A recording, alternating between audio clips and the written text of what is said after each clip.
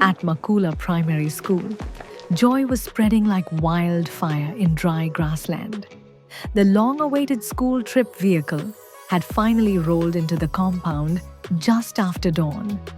The pupils had been chattering about this adventure for months. And when the sound of that engine rumbled through the gates, it was as if New Year had crashed into February. Children flew to the veranda, elbowing each other for the perfect angle. Some clapped, others jumped, while a few just froze with eyes bulging, as if the vehicle had descended from the clouds. Meanwhile, in the kitchen, cook Mama Joyce was stirring her beloved morning tea. The woman cherished tea as if it was her family inheritance. But that morning, as soon as she heard the thundering arrival of the vehicle, wonder dragged her like a rope. She lifted her spoon halfway, then abruptly dropped it on the counter without tasting. For a breath, she resembled someone who had spotted her childhood friend. She shuffled to the kitchen doorway, placed her hands squarely on her waist, and stood there gawking at the vehicle. Her jaw dropped in pure shock. This was her very first time witnessing such a machine pulling up at Makula Primary School. The vapor from her abandoned tea curled gently behind her, ignored, while her gaze stayed locked on the massive beast outside. The pupils, being the tiny spies they naturally are, spotted her instantly through the glass panes. One alert pupil named Tendo pointed and yelled, "Everyone, look at Mama Joyce. Check her out. She's acting like it's her very first time seeing a vehicle in her existence." The room exploded with giggles. "Eh, see her jaw hanging like a frog," one girl screamed. Another chimed in, "Perhaps she believes the vehicle will devour her. Observe how she's gripping her waist like a countryside woman, witnessing a helicopter for the first time." A boy hollered from behind. The mockery intensified. One fearless pupil, Grace, cupped her palms and shouted across the yard, "Mama Joyce, relax, the vehicle won't consume you." Mama Joyce jolted from her daze. Her cheeks burned like hot charcoal. She spun rapidly and marched into the dining hall, where the cackling was bouncing off walls. Her wooden spoon was already in grip, waving in the air like a battle banner. "Who insulted me?" she roared. Her voice was fiercer than the vehicle motor. "Confess now, or I cancel breakfast for everyone this entire week." The hall burst into even wilder laughter. They couldn't contain it. The warning only multiplied the humor. "So you're cackling," she barked. "I can tell some of you still carry bush behavior." That only triggered more giggles. The phrase bush behavior tickled their bellies like soft grass. One courageous girl, Nakato, lifted her hands slowly. "Madam, forgive me," she started sweetly. "You claim we carry bush in us, but we also witnessed you reacting like someone who's never encountered a vehicle. Isn't that also bush behavior?" The entire hall froze for half a heartbeat. Then everyone rotated their faces toward Mama Joyce. It felt like watching a live performance. Mama Joyce aimed her spoon at Nakato. "Who informed you I was gaping? Who else could it be?" All the pupils, almost like one voice, gradually turned their heads toward her and then exploded into unstoppable laughter. Even some nearby classrooms heard the commotion and questioned if entertainment programs had launched inside. Meanwhile, in another building, Headmaster Mr. Okello was already instructing the upper classes before departure. Standing proud with his stomach slightly pressing against his shirt buttons, he coughed loudly. "Now, children, before we depart for this trip, I must caution you," he announced.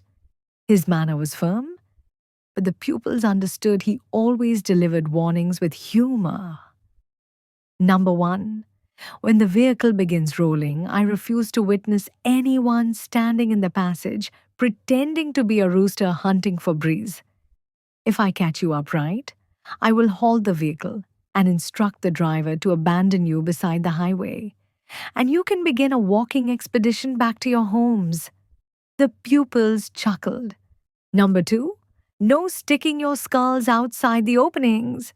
This isn't a movie scene. You're not actors. If I observe you extending your neck like a sheep, don't accuse me when a branch smacks you. The laughter multiplied. Number three, this is Makula Primary School. Conduct yourselves properly. I refuse you to disgrace the institution and make communities believe we gathered bush people and stuffed them in a vehicle. If you perform like bush people, I will modify the schedule and transport you to the fields to hoe instead of visiting the destination. The caution arrived with snickers and murmurs. Everyone recognized Mr. Okello was half serious and half joking, but nobody desired to challenge him. Back in Mama Joyce's area, the questioning persisted. Madam, a boy inquired timidly, where precisely are we traveling for this trip? Have you visited there before? Yes, naturally, I recognize the location, she responded hastily, straightening her headscarf, which was already loose. I even travel there every school break. Another pupil raised a palm. All right, madam, if you genuinely recognize it, describe what exists there. Mama Joyce scratched her temple. They possess a massive rock very popular. You will observe it. The hall thundered with laughter. Only a rock? One yelled. Madam, is that rock on internet maps? Another mocked. Flustered, she attempted again. There's also a market. They trade sweet potatoes. You people, you will love it. The pupils laughed until their sides ached. Just then, the headmaster himself entered, carrying a clipboard. Mama Joyce, please dismiss them. We're gathering for a general meeting. The pupils grabbed the opportunity.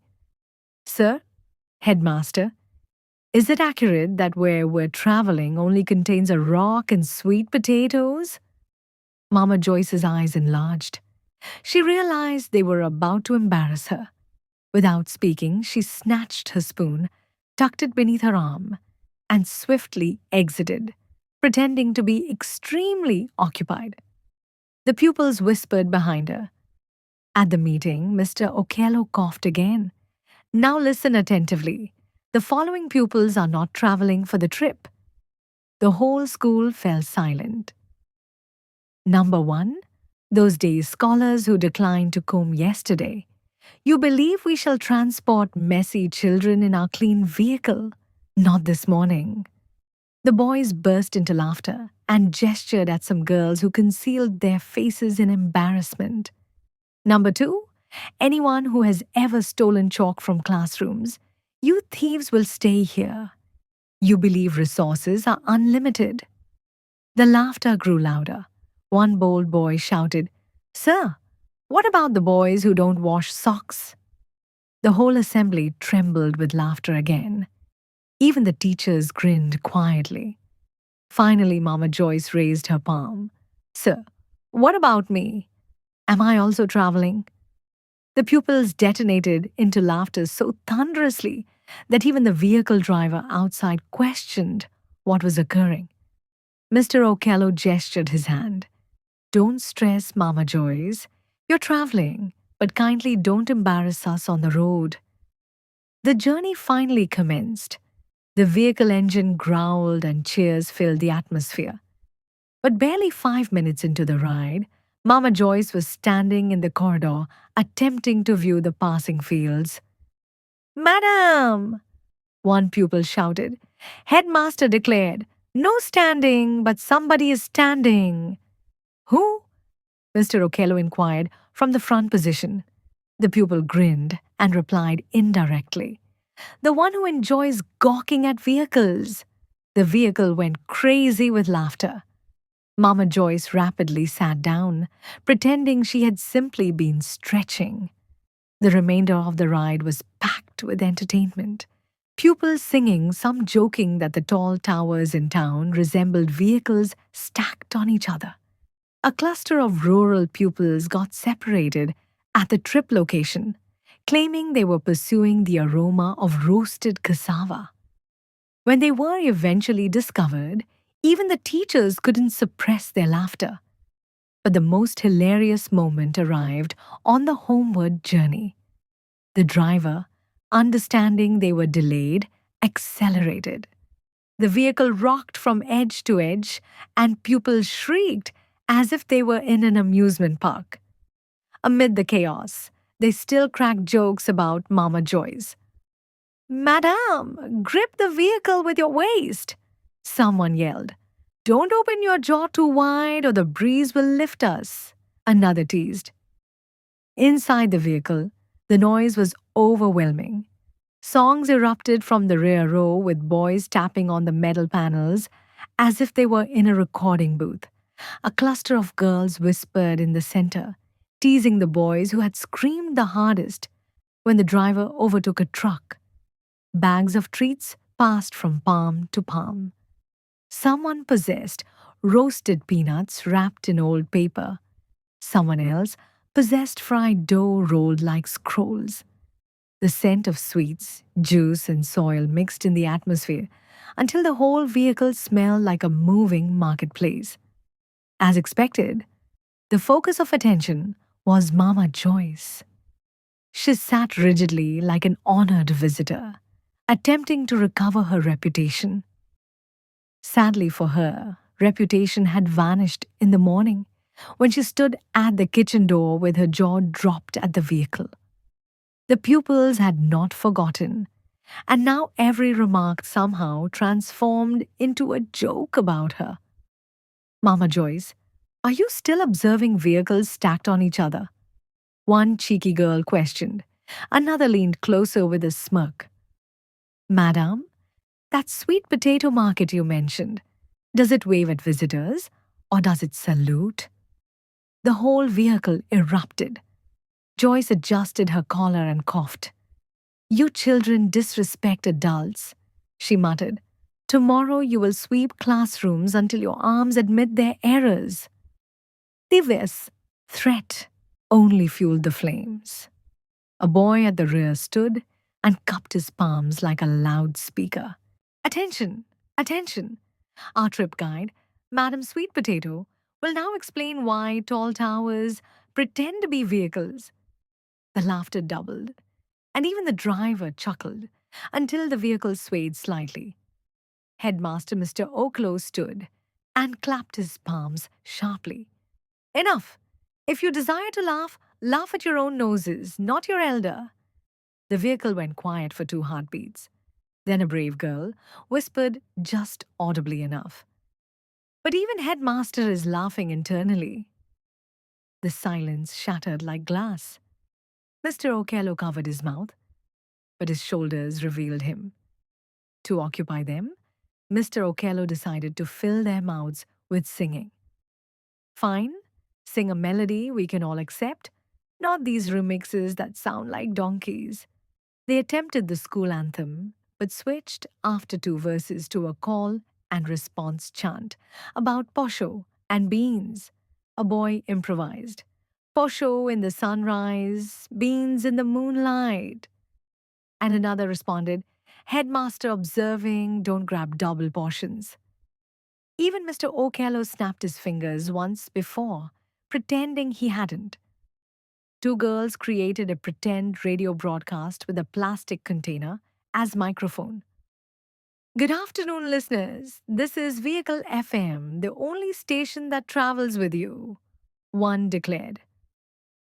Breaking announcement, the other added. Our reporter confirms that Mama Joyce is now officially matched to a vehicle. Traditional ceremony will be at the parking area. The vehicle shook with laughter. Joyce rolled her eyes and attempted not to grin. Outside the openings, the landscape kept transforming. They passed maize plantations, roadside stalls with cabbages and carrots, and cows that appeared like they were planning to cross the path but kept reconsidering. Every time the driver honked, ducks scattered like they had suddenly remembered an appointment. A motorcycle zoomed past with a sofa tied sideways. Hey, that one is transporting a whole living room, a pupil shouted. If he sleeps while riding, we shall comprehend, another replied. At one moment, a traffic officer gestured the vehicle to decelerate. The driver reduced velocity and greeted respectfully. The officer peered inside, witnessed the disorder, and shook his skull. Who is supervising? He questioned. The entire vehicle pointed at Mr. Okello. The officer saluted quickly, then told the driver, proceed. But if these children tumble out, don't return them to me. The vehicle roared again. You heard, Mr. Okello cautioned. Nobody stands. Half the vehicle sat up straighter, like angels who had never misbehaved. 10 heartbeats later, 3 heads appeared again. Students are students. Someone started selling nicknames. Who desires a new identity? Only 500 shillings. He named one girl pilot because she screamed at corners like a plane lifting off. Another became emergency door because she kept hovering near the entrance. A silent boy was baptized tourist pass because he inquired every 5 minutes. Have we arrived yet? Mama Joyce was already open jaw by popular election. She attempted to protest, but the identity stuck like honey. A minor conflict started in the middle positions when a packet of biscuits fell and slid beneath the benches. 3 different pupils claimed possession. A girl at the rear stood and spoke like an attorney. My Lord Headmaster Exhibit A demonstrates the biscuit packet originated from seat 15C. Another countered, objection. Seat 15C contains only mangoes, not biscuits. Mr. Okello banged on the metal rail like a judge. Return the evidence to whoever appears hungriest. The pupils elected the thinnest girl without argument, and the case closed. A cluster near the front launched into riddles. Riddle me this. I possess wings but cannot soar. I possess eyes but cannot observe. Before anyone could respond, one boy yelled, That is Mama Joyce from morning tea to walking confusion. Even Joyce laughed that moment, shaking her skull. You people, you will miss paradise because of laughter. A pair of choir boys decided to teach everyone harmonies. The vehicle transformed into a traveling choir. For a blissful moment, the voices blended so beautifully that even the driver decelerated to appreciate the melody. Then a girl, with no sense of pitch, entered like a broken horn, and the song collapsed. Who brought a cow to the vehicle? Someone yelled. That's not a cow. That's Maria, another said. Maria bowed dramatically. They passed a fuel station, and a tiny girl outside waved a stick as if saluting the vehicle. The pupils waved back like celebrities on a red carpet. We are famous now, a boy declared. Because of who? A girl demanded. The vehicle answered as one. Because of open jaw. Joyce covered her face with her palm and peeked through her fingers. The sun slid lower. Shadows stretched across the tarmac. A breeze pushed through the open openings and cooled sweaty faces. Exhaustion finally crept in. Some pupils dozed with their mouths open, skulls knocking like chickens in a crate. Others whispered quietly, replaying the funniest moments of the morning. A boy drew a cartoon of Joyce in his notebook, palms on waist, jaw open wide, love symbols floating around a vehicle. He held it up. The nearest row attempted not to laugh and failed. From near the rear came a storyteller's voice. Ladies and gentlemen, before we reach school, let us review the morning. He delivered a dramatic summary. The separated rural pupils who pursued the smell of roasted cassava. The guide who kept announcing, "On your right," while gesturing left. The museum guard who told a girl, "This artifact is older than your grandmother." And the girl who responded, "But my grandmother still jumps faster." Every line landed. Even teachers were wiping tears. Mr. Okello attempted a final round of instructions. "As we reach the gate, you will remain seated like respectable children. No jumping before the vehicle halts. Keep your bags with you. If you abandoned anything at the location, don't write it in lost and found prayer petitions. And please remember, we are Makula Primary, not a herd of sheep." He appeared satisfied. For almost a moment, there was peace. Then the peace broke in a tiny wave. A chorus of "We're almost home" rose. One boy began a subdued victory melody on the bottle microphone. Another replied with a soft drum on the seat. The driver, eager to beat the last bit of daylight, pressed the accelerator slightly more. The path here was familiar, but it had its temperaments. Tiny dips, a mean pothole that hid like a trap, a curve that pretended to be gentle until you got too close. They were less than 5 minutes from the school gate. "Hey, pilot, land us safely," someone teased the driver. Laughter rippled again. A skinny boy stood to stretch. 3 others appeared for a better view of the sunset. "Sit down," Mr. Okello called. They started to sit. Then the vehicle hit the hidden pothole. Everyone lifted slightly, like popcorn starting to jump. The driver attempted to steady the wheel, but in his rush, he overcorrected. The vehicle wobbled like a drunken cow, tilted to one edge, and then slammed hard into the ditch with a deafening crash. Screams filled the atmosphere. Windows shattered, and soil rose like smoke. Pupils clung to seats, some thrown against the openings, others crying in panic. Mr. Okello shouted for calm, but even his voice trembled. Mama Joyce crawled out from beneath a bench, headscarf torn, yelling, "Hey, this vehicle desires to bury us alive." Within moments, villagers ran toward the scene, and soon the ambulance siren wailed through the evening. Paramedics carried the injured, laying them gently on stretchers, while others were bandaged on the roadside. Some were rushed to the hospital, while tragically, a few lives were lost. The laughter of the morning turned into sobs, and the joyous trip ended in sorrowful silence. The story of Makula Primary School's trip is filled with comedy, drama, and laughter. But hidden within the jokes are very serious lessons that both teachers and pupils must never forget. The first lesson is the importance of prayer before every journey. Life is unpredictable, and no matter how much we plan, accidents and unexpected events can happen at any time. The vehicle accident reminds us that human strength, driving skills, or even warnings from the headmaster are not enough to guarantee safety. Only God can truly protect lives. If the pupils and teachers had begun the journey with a short but sincere prayer, they would have acknowledged that their safety was in God's hands. Prayer creates a spiritual covering.